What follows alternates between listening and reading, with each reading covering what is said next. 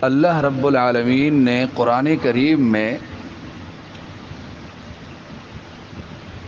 ایک آیت کے اندر فرمایا، سورہ ذاریات کے اندر وہ آیت ہے، اس آیت کے اندر رب العالمین نے یہ بات بیان فرمائی کہ ہم نے انسانوں اور جنات کو اپنی عبادت کے لیے پیدا فرمایا ہے۔ مشہور آیت ہے، پڑھے لکھے لوگ جانتے ہیں، اکثر لوگوں کو یاد ہوتی ہے۔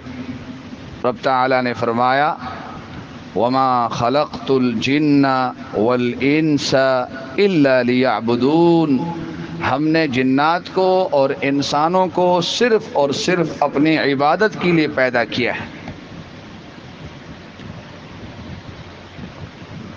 اب سوال یہ ہے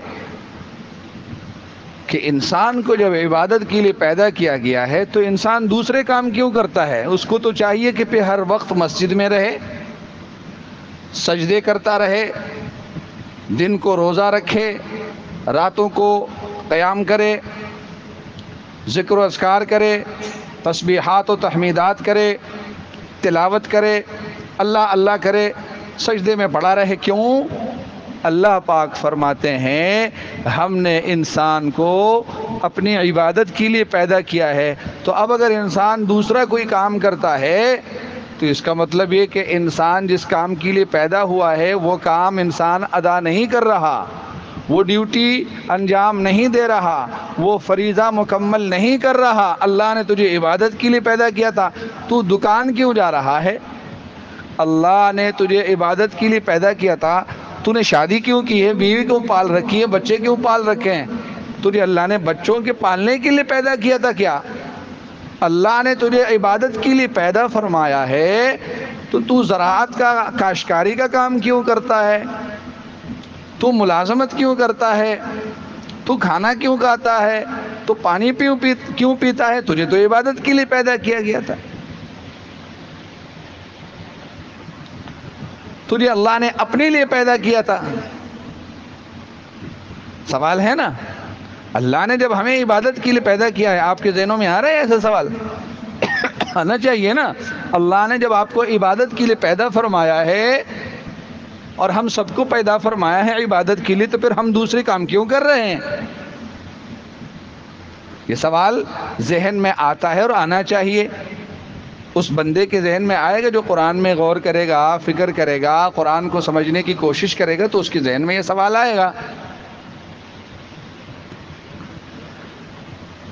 تو کیا کیا جائے؟ اس کا جواب کیا ہوگا؟ اس کا حل کیا ہے؟ ایک مشکل ہے، اس مشکل سے کیسے نکلا جائے؟ تو حل یہ ہے کہ دراصل یہ مشکل پیدا کیوں ہوئی؟ پیدا اس لیے ہوئی یہ مشکل، یہ مسئلہ پیدا ہوا، یہ مسئلہ اس لیے کہ ہم نے عبادت کا مفہوم سمجھا نہیں ہے۔ عبادت کا کیا مفہوم ہے، عبادت کی کیا ڈیفینیشن ہے، یہ ہمیں سمجھ میں نہیں آیا۔ اس وجہ سے ہم اس مشکل میں پڑ گئے۔ مسلمان یہ سمجھتے ہیں کہ عبادت صرف نماز پڑھنے کو کہا جاتا ہے، ایسا ہے نا؟ مسلمان یہ سمجھتے ہیں زیادہ تر کہ ذکر و اذکار کو عبادت کہتے ہیں، تلاوت کو عبادت کہتے ہیں، روزہ رکھنے کو عبادت کہتے ہیں، حج کرنے کو عبادت کہتے ہیں، تہجد پڑھنے کو عبادت کہتے ہیں۔ یہ مشکل اس وجہ سے پیدا ہوئی۔ عبادت کا مطلب یہ نہیں ہے کہ صرف یہ کام کیے جائیں، یہ کام بھی عبادت ہے، ہی عبادت نہیں ہے۔ یہ کام بھی عبادت ہے، ہی عبادت نہیں کہ یہی کام عبادت ہے۔ نماز ہی عبادت ہے، نماز کے علاوہ کوئی اور عبادت نہیں ہے۔ نماز ہی دینداری ہے، نماز کے علاوہ کوئی دینداری نہیں ہے۔ حج اور عمرہ ہی دینداری ہے، حج اور عمرے کے علاوہ کوئی اور کام دینداری نہیں ہے۔ یہ تصور غلط ہے۔ تصور کیا ہے صحیح ہے؟ وہ یہ ہے کہ مومن کا ہر لمحہ، مومن کا ہر کام، مومن کا ہر قدم عبادت ہے، بشرطے کہ اللہ کے حکم کے مطابق ہو۔ مومن تجارت کر رہا ہے، اللہ کے حکم کے مطابق ہے تو عبادت ہے۔ مومن ملازمت کر رہا ہے امانت دیانت کے ساتھ، اخلاص کے ساتھ، اللہ کے احکام کی تعمیل کے ساتھ، حلال و حرام کی تمیز کے ساتھ، عبادت ہے۔ مومن زمین میں کاشتکاری کر رہا ہے، کھیتی باڑی کر رہا ہے، عبادت ہے۔ مومن بکریاں چرا رہا ہے، عبادت ہے۔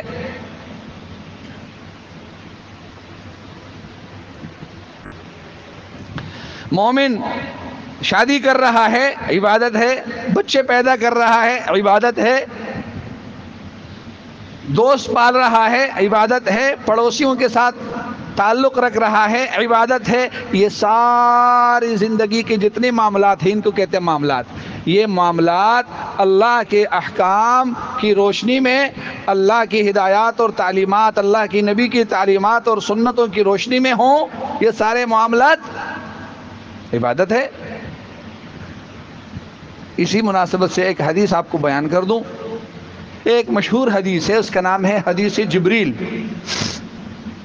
حدیث کی بڑی بڑی کتابوں میں مشہور حدیث ہے، حدیث جبریل کے نام سے، لمبی حدیث ہے، بڑی خوبصورت حدیث ہے۔ کسی جمعے کو موقع ملے تو ایک جمعے کا بیان حدیث جبریل پر انشاءاللہ تعالی کریں گے کہ حدیث جبریل میں آقا نامدار صلی اللہ علیہ وسلم نے کیا بیان فرمائی ہیں باتیں، کیا ہدایات بیان فرمائی، کیا تعلیمات بیان فرمائی۔ حدیث جبریل میں ہے، جبریل امین آئے تھے، تفصیل نہیں بیان کر رہا ہوں۔ جبریل امین سوال پوچھتے تھے، آقا نامدار جواب دیتے تھے۔ ایک سوال جبریل علیہ السلام نے یہ پوچھا، مل احسان، احسان کیا ہے؟ یا محمد، اے اللہ کے نبی، یہ بتائیے احسان کیا ہے؟ تو حضور پاک صلی اللہ علیہ وسلم نے فرمایا، ان تعبد اللہ کأنک تراہ، احسان یہ ہے کہ تو اللہ کی عبادت کرے اس حال میں، اس کیفیت کے ساتھ کہ گویا تو اللہ کو دیکھ رہا ہے۔ فَإِن لَمْ تَكُنْ تَرَاهُ فَإِنَّهُ يَرَاكَ، اگر یہ کیفیت نہیں بن رہی تو کم سے کم یہ کیفیت ضرور بن جائے کہ اللہ مجھے دیکھ رہا ہے۔ پہلی کیفیت یہ ہو کہ تو عبادت کرے اس حال میں کہ میں اللہ کو دیکھ رہا ہوں، اللہ میرے سامنے، یہ کیفیت بنا دے، اس کیفیت کے ساتھ عبادت کرے۔ اور کم سے کم کیفیت یہ ہے کہ آپ اس کیفیت کے ساتھ عبادت کریں کہ اللہ مجھے دیکھ رہا ہے۔ اب سوال یہ ہے کہ یہ صرف نماز میں یہ کیفیت ہونی چاہیے، روزے میں یہ کیفیت ہونی چاہیے؟ لوگ تو یہ سمجھ رہے ہیں نا کہ اللہ کی عبادت کرو اس حال میں کہ اللہ تجھے دیکھ رہا ہے، تو اللہ کو دیکھ رہا ہے، تو یہ کیفیت تو صرف نماز میں ہوگی۔ اس لیے کہ ہم تو عبادت صرف نماز کو سمجھتے ہیں، تلاوت کو سمجھتے ہیں، تہجد کو سمجھتے ہیں۔ رسول اللہ صلی اللہ علیہ وسلم کی اس بات کا، اس حدیث کا، اس فرمان کا یہ منشا بالکل بھی نہیں ہے کہ جب تم نماز پڑھ رہے ہو تو یہ تصور کرو، بلکہ مقصد یہ ہے کہ زندگی میں مومن کا ہر لمحہ عبادت ہے۔ تو اے میرے امتی، ہر وقت، ہر لحظہ، ہر آن، ہر گھڑی یہ استحضار پیدا کر، یہ احساس پیدا کر کہ اللہ مجھے دیکھ رہا ہے۔ جب بندہ ہر آن اور ہر گھڑی یہ احساس پیدا کرے گا کہ اللہ مجھے دیکھ رہا ہے، آپ بتائیں زندگی کتنی خوبصورت ہو جائے گی اور لوگ کتنے نیک ہو جائیں گے۔ جب آپ سمجھ رہے ہیں کہ آپ کا باس آپ کو دیکھ رہا ہے، آپ کہیں ملازم ہیں، باس کے آپ نظر میں ہے، آپ نگاہ میں ہے، آپ کتنا صحیح کام کریں گے؟ میں کتنا صحیح کام کروں گا؟ کیوں جی؟ باس دیکھ رہا ہے۔ جب ہم اللہ کے بارے میں یہ تصور پیدا کریں گے، احساس پیدا کریں گے کہ رب العالمین دیکھ رہا ہے، تو پھر ہمارا ہر لمحہ کتنا خوبصورت ہوگا، ہماری زبان سے نکلنے والی بات کتنی خوبصورت ہوگی، ہمارے ہاتھ سے نکلنے والے اعمال کیسے خوبصورت ہوں گے نا۔ تو رسول اللہ نے فرمایا عبادت کرو، اس لیے کہ مومن کا ہر کام، مومن کا ہر لمحہ، مومن کا ہر لحظہ، ہر آن، ہر گھڑی عبادت ہے۔ تو عرض کرنے کا مقصد یہ ہے کہ مومن صرف یہ نہ سمجھے کہ نماز عبادت ہے، روزہ عبادت ہے، بلکہ زندگی کا ہر کام، زندگی کا ہر لمحہ، انسانوں کے ساتھ جو ہمارا تعلق ہوتا ہے، معاملات ہوتے ہیں، یہ بھی عبادت ہے اور یہ ضروری ہے۔ دن کے 24 گھنٹے میں سینکڑوں معاملات پڑ جاتے ہیں ہمارے. بچے کے ساتھ تعلق ہے، یہ ایک معاملہ ہے. پڑوسی کے ساتھ ایک تعلق ہے، یہ ایک معاملہ ہے.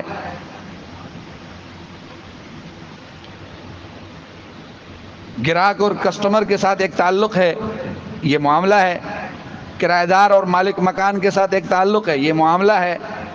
باس اور ملازم کا آپس میں ایک تعلق ہے، یہ معاملہ ہے. یہ معاملات خوبصورت ہونا ضروری ہے دیندار بننے کے لیے، بزرگ بننے کے لیے.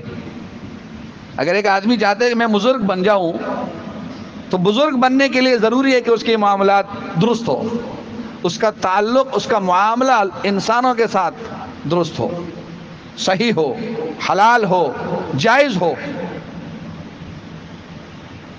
ہمارے ہاں تو یہ سمجھا جاتا ہے کہ بزرگ وہ ہے جس کی پگڑی بڑی ہو، جس کی داڑھی لمبی ہو، جس کے آستین چوڑے ہو، جو جھک جھک کے چلے. اگر ہاتھ میں عصا ہو، کوئی لاٹھی ہو تو پھر زیادہ بزرگی ہے. ہاں، یہ بزرگی کی کسوٹی ہے، گویا کہ بزرگی کا معیار ہے ہمارے نزدیک. بزرگی کا معیار یہ ہے کہ عبادات کے ساتھ ساتھ، وہ عبادات جن کو خالص عبادات کہا جاتا ہے، عبادات کے ساتھ ساتھ ہمارے معاملات بھی درست ہو. دین صرف نمازوں کا نام نہیں ہے. اس لیے قرآن کریم میں جگہ جگہ اللہ سبحانہ و تعالی یہ بات ارشاد فرماتے ہیں کہ مومنوں، کسی کا مال نہیں کھانا باطل طریقے سے. لا تأکلوا اموالکم بینکم بالباطل، لوگوں کے مال نہیں کھانا باطل طریقے سے. لوگوں کا مال کھاتے ہیں، حلال و حرام کی تمیز نہیں ہے. اس کا غصب کیا، اس کا غصب کیا، اس کی زمین پہ قبضہ کر لیا، اس کے پلاٹ پہ قبضہ کر لیا. نمازیں بھی پڑھ رہے ہیں، عمرے بھی کر رہے ہیں، حج پہ بھی جا رہے ہیں، اللہ اللہ بھی کر رہے ہیں، لیکن ان کاموں کو گناہ نہیں سمجھتے. بہن کی میراث پہ قبضہ کیا ہوا ہے، ماں کی میراث پہ قبضہ کیا ہوا ہے، نہیں دے رہے. حج بھی کر رہے ہیں، عمرے بھی کر رہے ہیں. بہن اگر میراث کا مطالبہ کرتی ہے تو چی بجی ہو جاتے ہیں، چیخنا چلانا شروع ہو جاتا ہے. آپ کو بھائی سے محبت نہیں، آپ کو میراث سے محبت. یہ ہے معاملات. پڑوسی ہم سے تنگ ہے، پڑوسی پریشان ہے، پڑوسی کو ہم تنگ کر رہے ہیں، روز پڑوسی کے ساتھ لڑائی ہے، پڑوسی کا خیال نہیں رکھ رہے ہیں، یہ معاملات ہے. یہ معاملات درست نہیں ہے تو یہ بندہ نہ بزرگ ہے، نہ بزرگ بن سکتا ہے. بلکہ یہ بندہ، اللہ معاف کرے، اللہ اپنی رحم سے جنت میں کسی کو بھیج دے تو الگ بات ہے، ورنہ اس کا جنت میں جانا بھی مشکل ہو جائے گا اگر اس کا انسانوں کے ساتھ تعامل، معاملہ درست نہیں ہے. یہ لوگوں کا مال کھاتا ہے، لوگوں کا قرض اور ادھار لے کر لوٹاتا نہیں ہے، امانتوں میں خیانت کرتا ہے. والذین هم لاماناتهم وعهدهم راعون، میرے خاص بندے وہ ہیں جو امانتوں میں خیانت نہیں کرتے، وعدے کر کے وعدوں کا پاس رکھتے ہیں، وعدوں کی خلاف ورزی نہیں کرتے. اور دوسری جگہ اللہ سبحانہ و تعالیٰ نے ارشاد فرمایا وَيْلٌ لِّلْمُطَفِّفِينَ، ڈنڈی مارنے والوں کے لیے بڑی ہلاکت ہے. ویل کا ایک معنی ہے ہلاکت، دوسرا معنی ہے ویل کا جہنم کے اندر ایک خطرناک وادی ہے، وادی ایک خطرناک گڑھا ہے. ان لوگوں کے لیے ہلاکت ہے جو لوگوں کے ساتھ معاملات میں ڈنڈی مارتے ہیں. الذین اذا اکتالوا علی الناس یستوفون، جب وہ لوگوں سے لیتے پورا پورا لیتے ہیں. وَإِذَا كَالُوهُمْ أَوْ وَزَنُوهُمْ يُخْسِرُونَ، اور جب وہ لوگوں کو دیتے ہیں، لوگوں کو پیمانہ کر کے دیتے ہیں، وزن کر کے دیتے ہیں تو کم دیتے ہیں، ڈنڈی مارتے ہیں. معاملات میں ڈنڈی مارنے والوں کے لیے جہنم میں ایک خطرناک وادی ہے، رب العالمین نے فرمایا. یہاں یہ ارشاد فرمایا ہلاکت ہے جو مالی معاملات میں لوگوں کے ساتھ غلط سلوک کرتے ہیں. ایک لطیفہ ہے، لیکن بڑا لطیفہ، بڑا سبق والا ہے کہ ایک متبذر آدمی تھے. ایک ہوتا ہے بزرگ، ایک ہوتا ہے متبذر. متبذر اس کو کہتے ہیں جو زبردستی اپنے آپ کو بزرگ بنائے. ایک زبردستی کا متبذر آدمی تھا تو وہ دکاندار تھا، دکان تھی اس کی سودا سلف راشن وغیرہ کی. پرانے زمانے میں آپ کو یاد ہوگا، اب تو ساری چیزیں ڈیجیٹل ہو گئی، وہ ایک ترازو ہوتا تھا، ترازو میں 2 کلو کا، 1 کلو کا، ایک لوہے کا، ایک اس طرح پتھر کہہ لے، لوہے کا پتھر آتا تھا، دیکھا ہوگا آپ نے، ابھی بھی شاید بعض جگہوں پہ بعض دکانوں میں ہوگا، لوہے کا ایک سنگ، اور ایک دڑی، 5 کلو کا ایک دڑی ہوتی تھی، اس کو دڑی کہتے ہیں، دڑی جانتے ہیں؟ 5 کلو کا جو مقدار ہوتی ہے اس کو کہتے ہیں دھڑی، اس کے لیے بھی وہ ہاتھ سے یوں، اس کے ساتھ ایک دستہ بھی ہوتا ہے، ہاتھ سے پکڑتے ہیں یوں. اور اس سے پہلے، یہ تو بات کی بات ہے، اس سے پہلے لوگوں نے ویسے پتھر بنا رکھے ہوتے تھے کہ یہ 2 کلو کا پتھر ہے، 3 کلو کا پتھر ہے، 4 کلو کا پتھر ہے، اس پتھر سے لوگوں کو سودا سلف دیا کرتے تھے. تو اس آدمی نے یہ کیا تھا کہ اس نے الگ الگ پتھر رکھے تھے، دینے کا پتھر الگ رکھا تھا اور لینے کا پتھر الگ رکھا تھا ترازو میں تولنے کے لیے. اور اپنے بچوں کو یا اپنے لڑکوں کو جو دکان میں کام کرتے تھے ان کو سمجھایا تھا. سمجھایا یہ تھا کہ جو دینے کا پتھر ہے، لوگوں کو دینا ہے، اس کا نام رکھا تھا سبحان اللہ، اور جو لینے کا پتھر تھا، پیمانہ دھڑی، اس کا نام رکھا تھا الحمدللہ یا ماشاء اللہ. دیکھو وہ کہتے ہیں اسلامک ٹچ یہاں دے رہا ہے اپنی بے ایمانی کے لیے. لطیفہ ہے لیکن سبق آموز ہے. تو جب کوئی لینے کے لیے آتا تھا، تو یہ کہتا تھا سبحان اللہ بھائی لے آؤ وہ دھڑی. لڑکا سمجھ جاتا تھا کہ اچھا وہ والی سبحان اللہ والی دھڑی لانی ہے. اور جب دینے کے لیے آتا تھا تو کہتا تھا ماشاء اللہ الحمدللہ لے آؤ بھائی وہ دھڑی. تو لڑکا سمجھ جاتا تھا کہ وہ دوسری والی دھڑی لانی ہے، وہ دوسرا پتھر لانا ہے تولنے کے لیے. اس لیے کہ ایک کم ہے ایک زیادہ ہے، دینا کم ہے لینا زیادہ ہے. تو دیکھو اس طریقے سے کہ جب اللہ پاک یہی بات ارشاد فرما رہے ہیں کہ جب لوگوں کو دینا ہوتا ہے تو کم دیتے ہیں، جب لوگوں سے لینا ہوتا ہے تو زیادہ لیتے ہیں. دوسری جگہ اللہ سبحانہ وتعالیٰ نے ارشاد فرمایا وَيْلٌ لِكُلِّ هُمَزَةٍ لُمَزَةٍ، ہلاکت ہے اور جہنم کے اندر ایک وادی ہے، ایک گڑھا ہے. کون سے لوگوں کے لیے؟ ان لوگوں کے لیے جو لوگوں کو طعنے دیتے ہیں اور جو لوگوں کے عیبوں کو بیان کرتے ہیں، لوگوں کی برائیوں کو بیان کرتے ہیں. ایک جگہ فرمایا جو مال میں کوتاہی کرتے ہیں، مالی معاملات میں ڈنڈی مارتے ہیں، ان کے لیے جہنم میں گڑھا ہے. دوسری صورت میں ارشاد فرمایا کہ جو لوگوں کی عزتوں پر حملہ آور ہوتے ہیں، لوگوں کی عزتوں کو نقصان پہنچاتے ہیں، یہ بھی معاملہ ہے نا. لوگوں کی غیبت کرنا یہ ہے ایک غلط معاملہ، ایک غلط سلوک. جو لوگوں کی عزتوں کے معاملے میں ڈنڈی مارتے ہیں، کہ لوگوں کی برائیاں بیان کرتے ہیں، لوگوں کے عیبوں کو بیان کرتے ہیں، اللہ اور اللہ کے رسول کی تعلیم یہ کہ لوگوں کی برائیاں بیان نہ کرو، برائیوں کو چھپاؤ، برائیوں کو چھپانے کی کوشش کرو. من ستر مسلما سترہ اللہ تعالی یوم القیامہ، جو لوگوں کے عیوب کو چھپائے گا تو ہمارے اندر بھی بہت سارے عیوب ہے، رب العالمین قیامت کے دن اس پر پردہ ڈالے گا. جب آپ مجھ پہ پردہ ڈالیں گے رب العالمین آپ پر پردہ ڈالے گا. اور جو کسی مسلمان کی پردہ داری کرے گا، اس کے عیوب کو لوگوں کے سامنے ظاہر کرے گا، اس کو بے عزت کرنے کی کوشش کرے گا، اللہ اسے بے عزت کرے گا. وَلَوْ فِي جَوْفِ بَيْتِهِ، اگرچہ وہ اپنے گھر کے اندر کیوں نہ بیٹھا ہو اللہ اسے رسوا کرے گا. تو تعلیم یہ ہے کہ لوگوں کی برائیاں بیان نہ کرو، لوگوں کے عیبوں کو بیان نہ کرو، اپنے عیبوں پہ نظر رکھے. تو دونوں صورتوں میں، دونوں آیتوں میں رب العالمین نے فرمایا جو مالی معاملات میں ڈنڈی مارتے ہیں ان کے لیے ویل ہے، جو عزت اور وقار کے بارے میں ڈنڈی مارتے ہیں، کسی کی آبرو کے بارے میں ڈنڈی مارتے ہیں، ان کے لیے بھی رب العالمین نے فرمایا ویل ہے، ہلاکت ہے.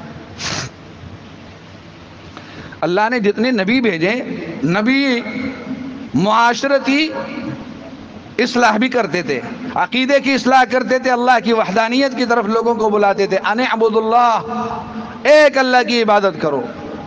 اعبدوا اللہ ما لکم من الہ غیرہ.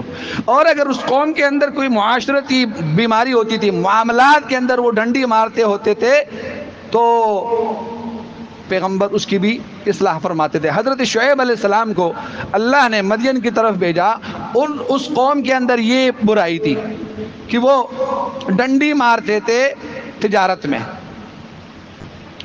لین دین میں.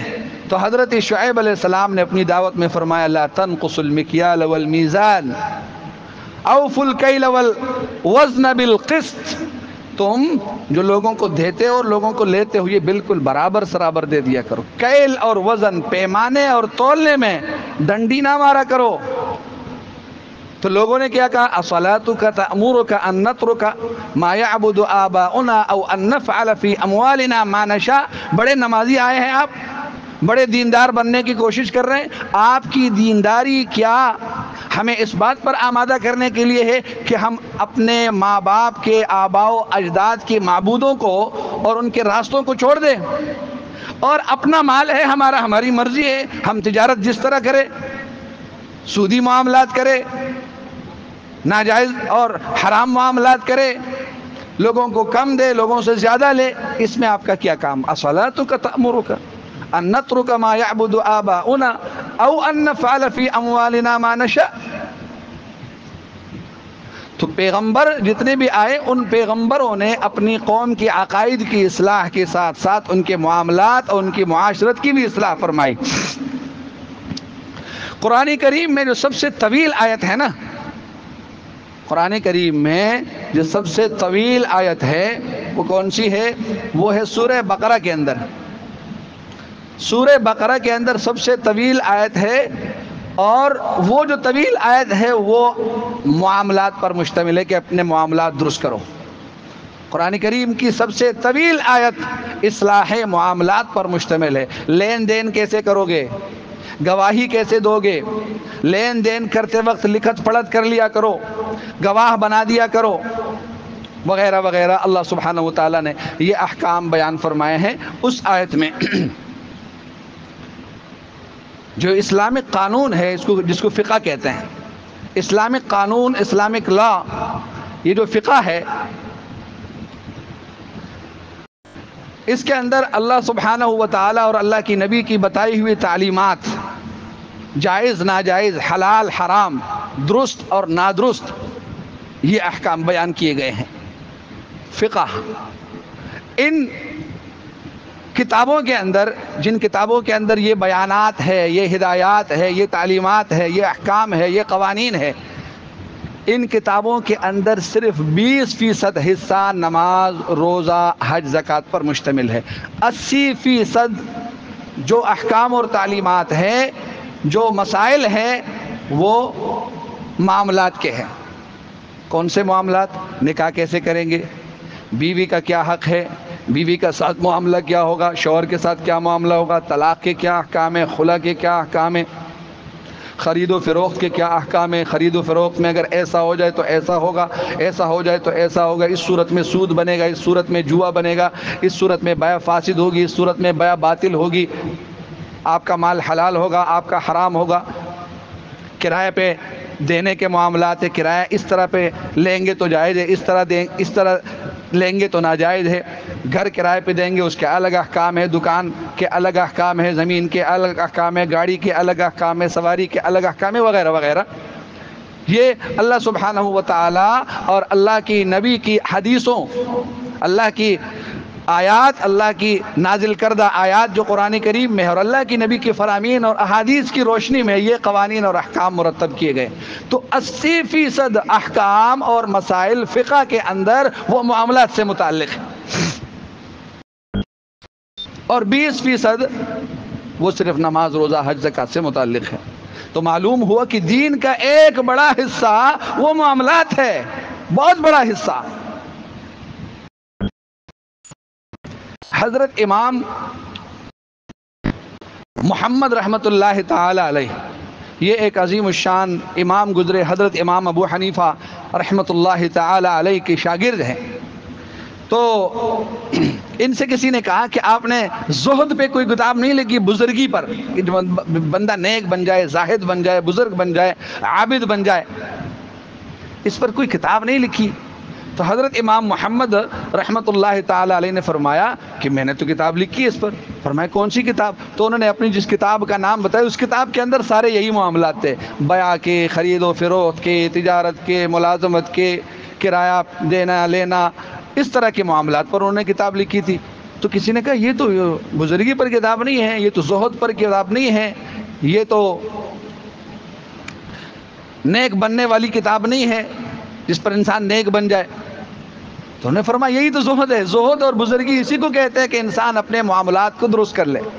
حضرت عمر فاروق رضی اللہ تعالی عنہ گواہ طلب کرتے تھے، تو گواہ یعنی جب کوئی معاملہ ہوتا تھا، کوئی قضیہ، کوئی کیس آتا تھا تو اس میں گواہوں کی ضرورت ہوتی ہے، تو گواہ جو ہے وہ نیک ہونے چاہیے، اور بہت جانچ پڑتال ہوتی تھی کہ گواہ واقعی نیک ہے یا نہیں۔ ایک مرتبہ 2 گواہ پیش کیے گئے، آدمی نے 2 گواہ پیش کر دیے، تو حضرت عمر نے ایک کو تو پہچان لیا کہ ہاں یہ آدمی نیک ہے، دوسرے کے بارے میں پوچھا کہ یہ میں نہیں جانتا کون ہے اور نیک ہے یا نہیں، اس نے کہا بڑا نیک ہے، نیک ہے تبھی تو گواہ بنا کے لایا ہوں۔ تو حضرت عمر نے فرمایا آپ نے اس کے ساتھ کبھی سفر کیا ہے؟ کہ نہیں حضرت سفر تو نہیں کیا کبھی ان کے ساتھ۔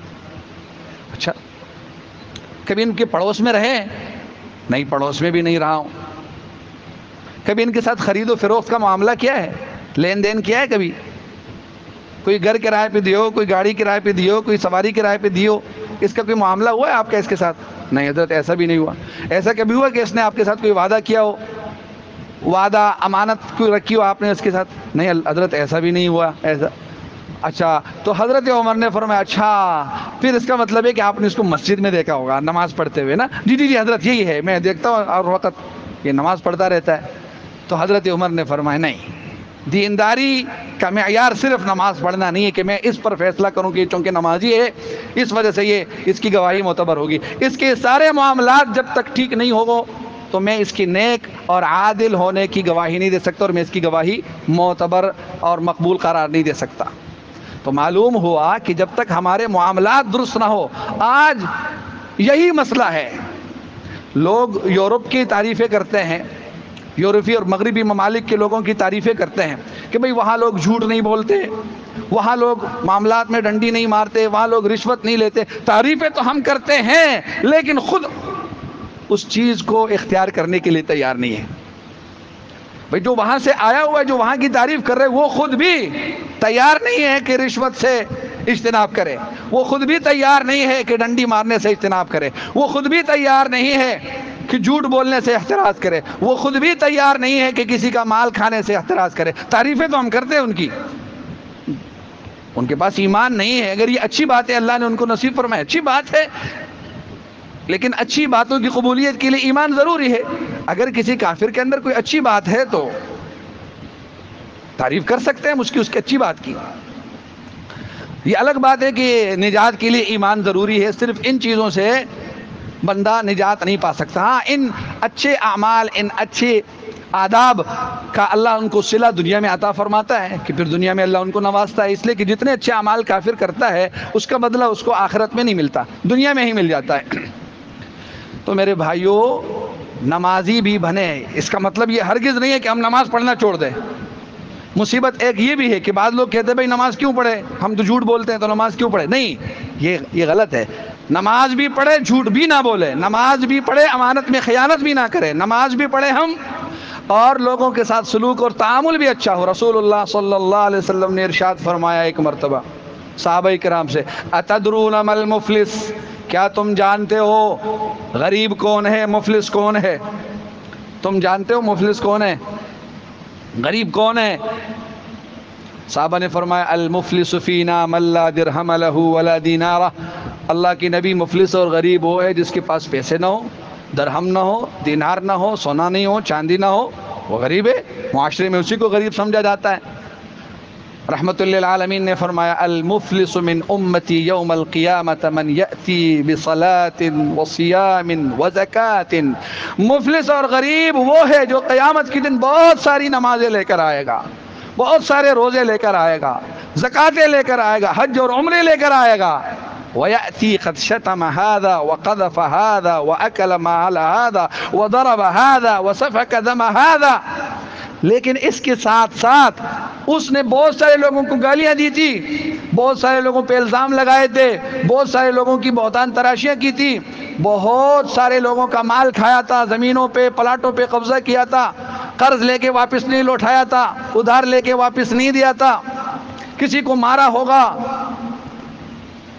تو جس کے ساتھ یہ ظلم زیادتی کی ہوگی، رسول اللہ صلی اللہ علیہ وسلم نے فرمایا وہ آ جائے گا، کہے گا یا اللہ اس نے مجھے مارا تھا، تو فَأُخِذَ مِنْ حَسَنَاتِهِ، اس کی نیکیوں کو اٹھا کر اس شخص کو دیا جائے گا۔ جس شخص نے دعویٰ کیا مجھے مارا ہے، کچھ نیکیاں اٹھا کر اس کو دی جائیں گی، پھر ایک اور آ جائے گا اس کو بھی نیکیاں دے دی جائیں گی، پھر ایک اور آ جائے گا اس کو بھی نیکیاں دے دی جائیں گی۔ پھر رسول اللہ نے فرمایا فَإِنْ فَنِيَتْ حَسَنَاتُهُ قَبْلَ أَنْ يُقْضَى مَا عَلَيْهِ، اگر اس کی یہ نیکیاں ختم ہو گئی، لوگ زیادہ ہیں جن کے ساتھ زیادتیاں کی گئی ہے، تو پھر فرمایا رسول اللہ صلی اللہ علیہ وسلم نے ان لوگوں کے گناہوں کو اٹھا کر اس کے سر پہ ڈالا جائے گا، اور گناہ اتنے آ جائیں گے کہ فَطُرِحَ فِي النَّارِ، اوندے منہ اس کو جہنم میں پھینک دیا جائے گا، نمازیں ساری ضائع ہو گئی، کیوں؟ لوگوں کے ساتھ ظلم کیا تھا۔ رب العالمین نے یہی تعلیم دی ہے، رحمت للعالمین نے یہی تعلیم دی ہے کہ عبادت صرف نماز ادا کرنے کا نام نہیں ہے، نمازیں بھی پڑھیں گے، زکوٰۃ بھی دیں گے، روزے بھی رکھیں گے، لیکن معاملات درست کرنا بہت ضروری ہے۔ انسانوں کے ساتھ معاملات، خرید و فروخت کے معاملات، گھریلو معاملات۔ اب اس معاملات کے متعلق اور بھی کچھ باتیں ہیں، تو کوشش کرتا ہوں انشاءاللہ کہ وہ باتیں انشاءاللہ آئندہ جو میں آپ کے سامنے عرض کروں۔ سبحانک اللہم و بحمدک، اشہد ان لا الہ الا انت، استغفرک و اتوب الیک۔